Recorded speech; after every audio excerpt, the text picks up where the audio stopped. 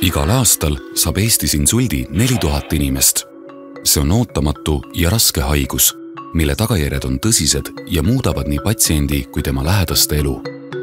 Ligikaudu 20% insulti haigestunutest sureb ja 30% jääb sõltuma kõrvalisest abist.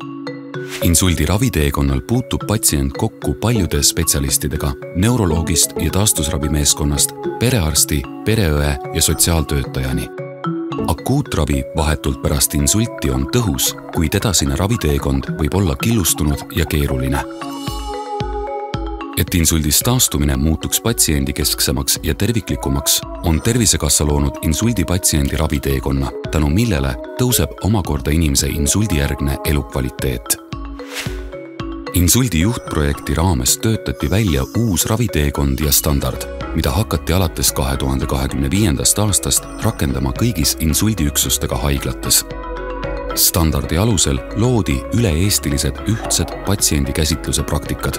Nii saavad patsiendid võimalikult sujuvalt ühest ravietapist teise liikuda.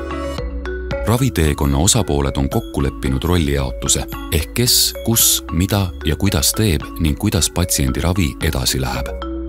Kui insuldipatsienti ootab ees raskem taastumise teekond, toetab teda ja tema lähedasi insuldikoordinaator, kes aitab korraldada liikumist järgmistesse ravietappidesse. Uue ravistandardi toel on raviteekond sujuvam ja inimesed saavad õigel ajal vajalikku abi. Terviklikum raviteekond, parem elukvaliteet.